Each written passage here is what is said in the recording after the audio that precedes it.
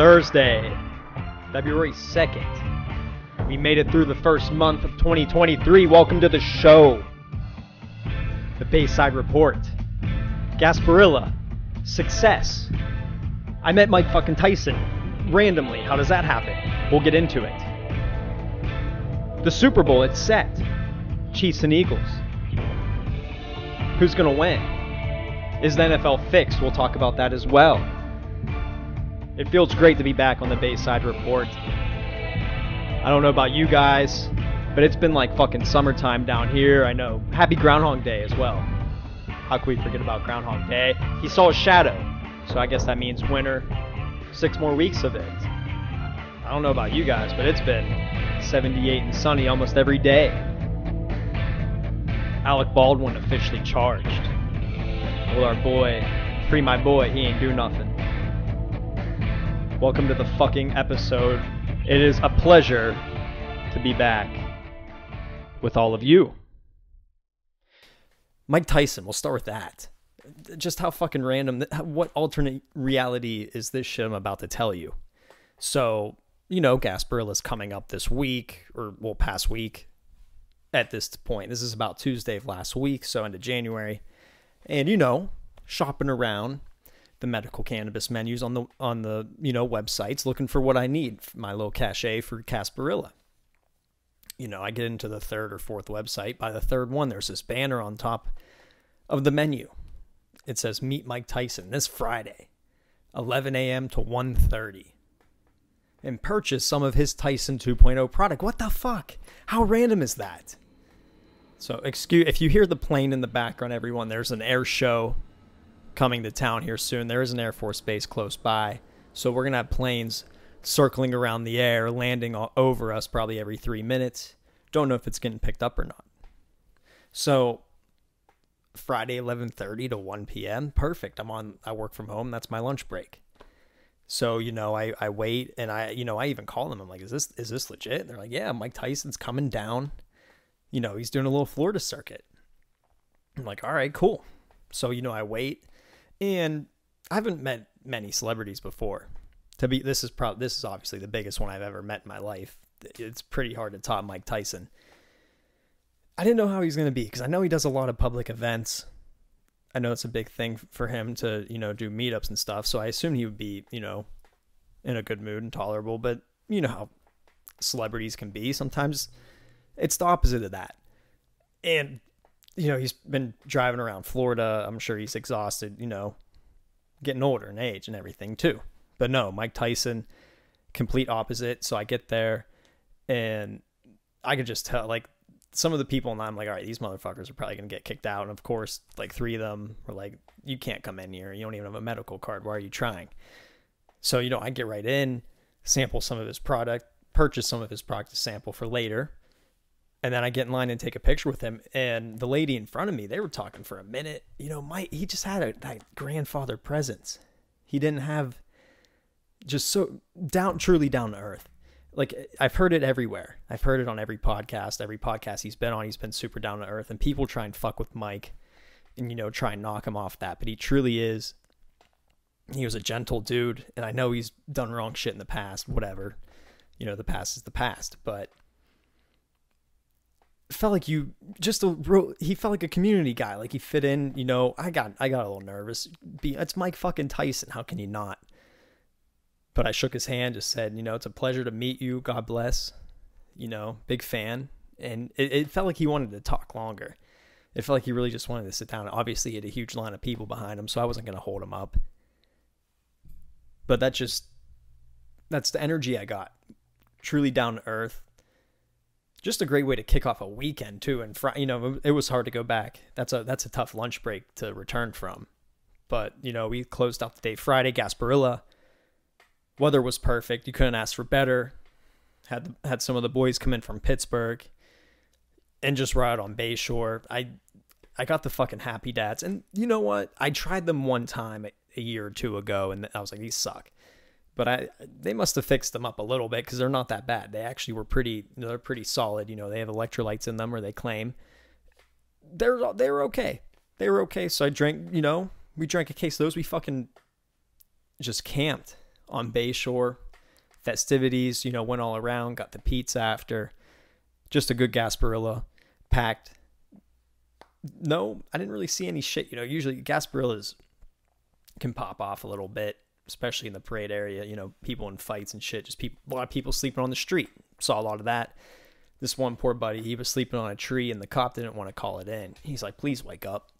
Please wake up. But he had to call it in. Kid couldn't get up. I think that was the only thing I really saw this year at Gasparilla. It was just dead, not dead bodies, but bodies everywhere. Just people passed out on the street everywhere. Couldn't handle the sauce, got lost in the sauce. And also, I guess there's a new trend going around where you get a gallon jug of water. I don't know. I see this everywhere, and I was made aware of it by one of my friends. But you get a gallon jug of water, and I think you pour a quarter of it out, put vodka in for that other quarter, and then put whatever. I mean, if you want to put in Mio or Kool-Aid, I'd probably do Kool-Aid. But it's everywhere. Everyone had those fucking carrying around jugs. So I have to look into that trend. It must be brand new. First time I saw it. The championship games, too, the next day. And the weather was even better. Just back to the beach, 80 degrees in January. Are you kidding me? Just such a serotonin boost, getting that vitamin D, and even 60-degree water went under. Fuck it. Why not? Let that seawater revitalize you. But watch the championship games. And yeah, everyone's saying the NFL's fixed, yada, yada.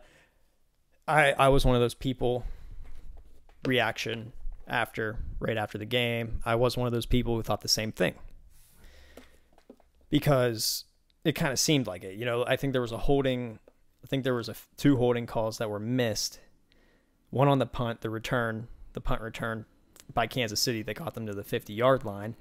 And then the other one was when Patrick Mahomes went out of bounds and kind of flopped a little bit. It was a late hit, but there was also a holding call on that, so we've been offsetting penalties. So, I don't know, but then I also saw a few missed calls that went in Cincinnati's favor. It's hard to say. I mean, officiating, and maybe the officials are too old. They are the experienced ones, but some of these officials are 40, 50 years old. Can they keep up with the speed of the NFL? That's a question we need to ask. And we've been talking about robot umpires in baseball. How about robot referees in NFL? And we were talking about robots last week. We were talking about robots for Chipotle and robots for McDonald's, because they already have robots as your servers in restaurants. I think we're hitting a point here that robots are going to take over. So I think we need robot referees, robot umpires in baseball. Basketball, you just got corrupt referees gambling on the fucking game. Does Vegas play a part in it? I mean, Vegas knows everything. And then everyone's talking about the Arian Foster interview that on Barstool. I know they were being sarcastic towards him and just kind of roasting him a little bit, but I think he said that prior. So he must believe it. I don't know. He must know something. And I've heard that from a few other former NFL players. I don't think there's a script. I don't think it's like you go to training camp and here's your pamphlet, because you can't script injuries. I think they just influence as best as they can. And I think sometimes the NFL gets beat on that influence. I think the officials are influenced to make calls for ratings. I mean, I think that was proven in the NHL that they'll, try and extend the series as long as possible for TV ratings. So, prime example, the Patriots-Falcons Super Bowl. 28-3, you're down 28-3. And now they're making a movie about it, 80 for Brady, by the way, coming out this Friday. Not sponsoring the movie, just free promo for them, I guess. But you're down 28-3 at halftime. So, what the comeback in there was a video I watched years ago on YouTube breaking down the end of that game. How the officials, they would stop the game at weird times you wouldn't usually stop the game for no reason. And you would see them converse. And they said it was, quote, them trying to write the script. Like, okay, let's call holding this next play, or like, let's let this play breathe. We'll call pass interference if they throw it. And then, was it the Saints and I forget who they played. It was an AFC or NFC championship game. Maybe it was the Saints and the Seahawks. I really can't remember. But there was a pass interference call on the last play of the game that was so blatantly. That was a really blatant miss. So I guess we just have to go back and ask ourselves these questions. The 2005 Super Bowl 40, Steelers-Seahawks. A lot of people say that Super Bowl was fixed. Now I'm a little biased here. I'm a Steeler fan, so I'm not gonna say whether it was or not. But there's been a lot of incidents. There's been a lot of incidents that hold some weight. Hold some weight to the narrative. You just never know anymore. It isn't entertainment. It is technically branded as entertainment. The NFL, entertainment. MLB, entertainment. NBA, more than anything. I think the NBA is certainly a little rigged. Fast game. I understand officiating's hard. So back to our whole entire point, we need robots. That was just what we conclude today, that we need robots in these sporting events to officiate. And you're going to see it probably in 20 years, maybe even 10. I think they already said they're starting it with MLB. So, hey, we'll see how it goes. But 20 years from now, I think it's a lock that you'll have a robot official in the NBA game or the NFL. How about Pitt basketball? For those of you that probably don't give a fuck, let me just get something off real quick. Pitt basketball beat UNC last night, and it was an epic win. Now, Pitt basketball obviously was a basketball school in their Big East days back in my childhood, so it's bringing back nostalgic memories of those days when me and my dad would ride up to Oakland, Pittsburgh neighborhood on Saturday afternoons and watch our Pitt Panthers. And they were always ranked. They were ranked number 1 at one point, always in the top 10, or even just the top 25. So it's good to see that. It's good to see the Pitt Panthers are, I believe, a lock to be a tournament team. Great. Oh, yeah, and then there's an ice storm up north. Back to weather. These planes, apologies, everyone, these planes over us. You got Air Force bombers flying over you. I guess that's a protective feeling.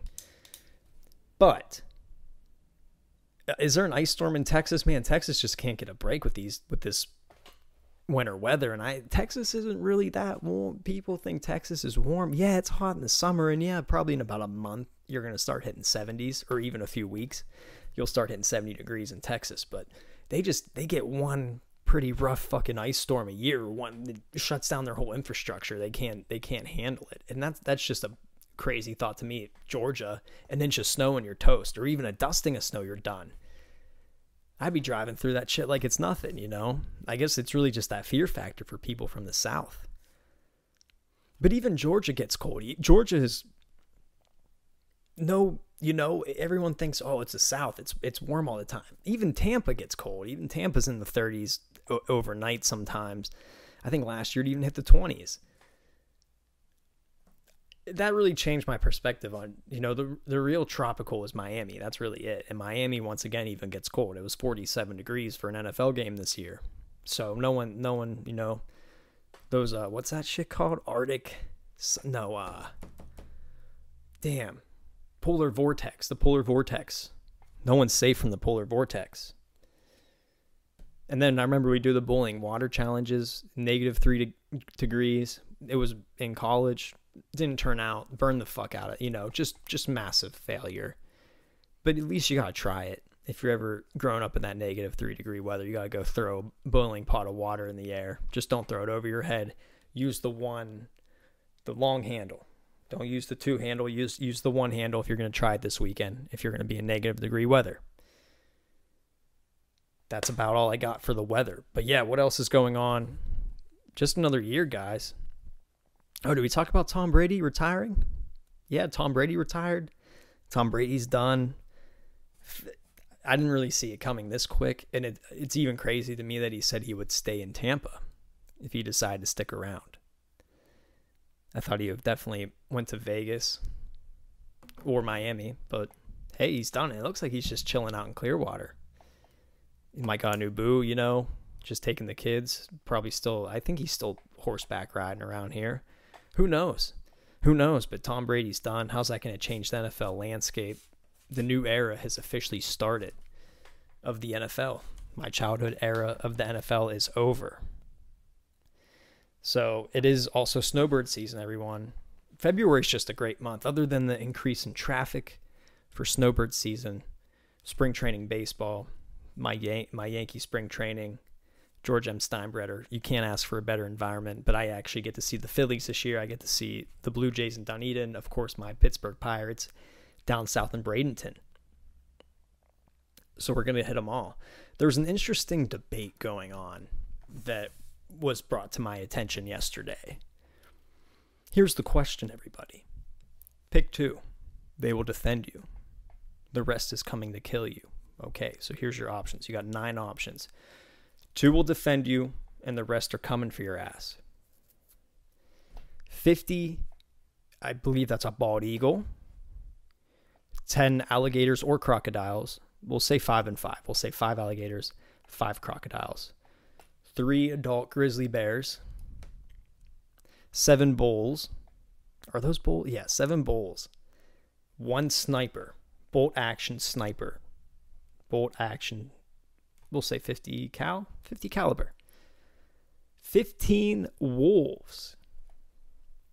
10,000 rats. 5 gorillas. And 4 lions. Think about it. Digest it for a second.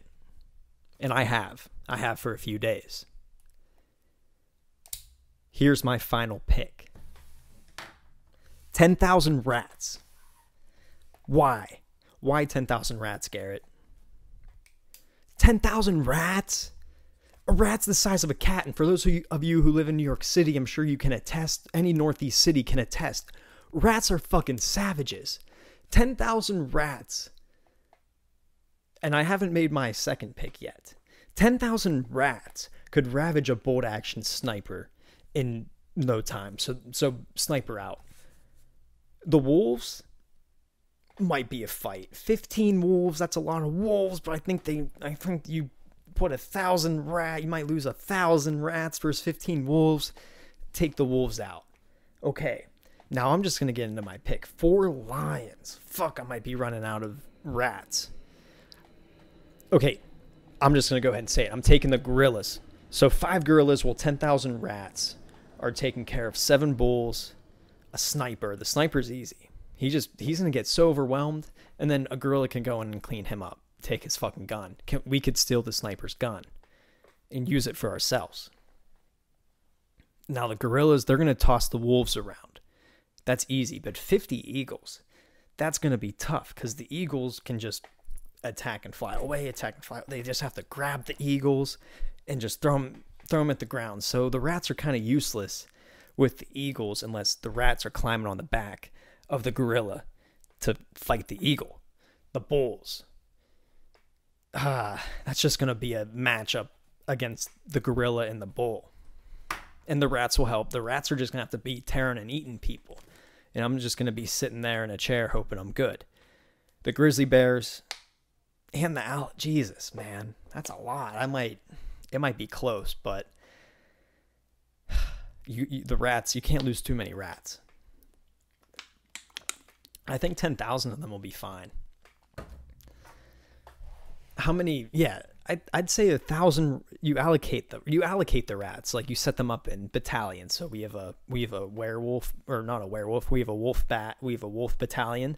So you got 1,000 for the wolves, and then we'll deploy them with the lions. So when they fight the lions, we'll deploy a little battalion to go with a gorilla or 2. Yeah, I'll set it up. I'll set it up strategically. So rats will be deployed. The gorillas will be deployed. But yes, 10,000 rats, 5 gorillas against the field. I like my chances. But all right, everyone. I don't know what else to really talk about on this episode other than I was thinking about bachelor party cities, and I'm not getting married anytime fucking soon, but I think it's just a thought everyone has. And my buddy, he's getting married in October, and we're doing the whole Vegas thing for the bachelor party, and Vegas is usually the destination for the bachelor party. So I'm thinking about mine. I don't know if I do Vegas. I feel like Vegas is kind of getting like, well, it's not like Nashville. Nashville's definitely overhyped, and that's more of a bachelorette city anyways. I just think I haven't personally been there, but I think the Nashville hype is kind of declining a little bit for now. Vegas hype never dies. Vegas is always the coup de grace. But I was thinking of alternative bachelor party cities. Where else could you really have a good time? Denver. I think Denver's in my top 3 for sure. You can go in the mountains, you can golf, you can go to downtown, you can go to a Rockies game. You could have a blast in Denver. Vancouver, Canada, mountains, the sea. Fucking sick. I'm sure the scene's there in Canada. You get out of the US for a little bit. Miami. So Miami, I think that's more of a bachelorette city. It could be a bachelor party, but you're just clubbing. You're just clubbing and shit, going to the beach. Which I don't know. I live in Florida, so I've done a lot of that. So I feel like I want to switch it up a little bit. How about Santa Cruz, California? Off the map, off the radar. Might be inaccessible and expensive. So probably not a favorite, but Santa Cruz. Here it's a great tourist town, a great city to check out. And then, of course, Montana. How about a fucking cabin in Montana? You go to a golf resort or something. Maybe Bozeman's lit. Maybe Billings is lit. I don't know. I haven't done much research on it. But a cabin, like a fucking massive cabin in the woods, in the mountains, golf, the whole 9 yards.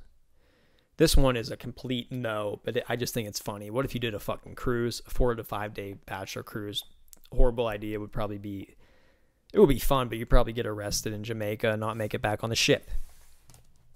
All right, everyone, 2023 is rolling. Change is constant. I feel like my baseline year for life is 2015. I don't know, because I was that's when I became an adult and turned 18 years old and, started living the real world. But how far have we come? 7 years, 8 years already from 2015. So that just goes to show how fast things are changing. I've seen these TikToks on TikTok that are centered around, sorry, I'm entering this password, that are centered around it's like a time lapse. So it showed Miami in 2008 to 2015 to 2022, and the change is staggering. And I'm used to just observing change over 40 years. You think of the change from 1960 to 2000, how drastic that was been. But now the change is intensifying. It's more rapid. So the change from 2005 to now, a lot of change. And even Tampa, even just coming here, first time coming here in 2015 to see where my sister used to live in Channelside. And it used to be just an industrial area, not the area it is now. Very industrial, shipyard right next to it. Not really a place you want to be. Now it's luxury. There was a meth addict that ate food off my plate in Channelside. Just went up and ate fucking food. Now if that happened, he'd get stoned to death in the street. That would never happen in Tampa anymore, especially with all this influence now. Crazy. They said this Gasparilla was just one of the most popular ever. So life is changing, everyone. Either you get with it or you get left behind. So keep evolving, keep fucking moving forward, working on your passions in 2023 and doing whatever the fuck you want to do. Whatever you want to do. But we're going to start closing this son of a bitch out.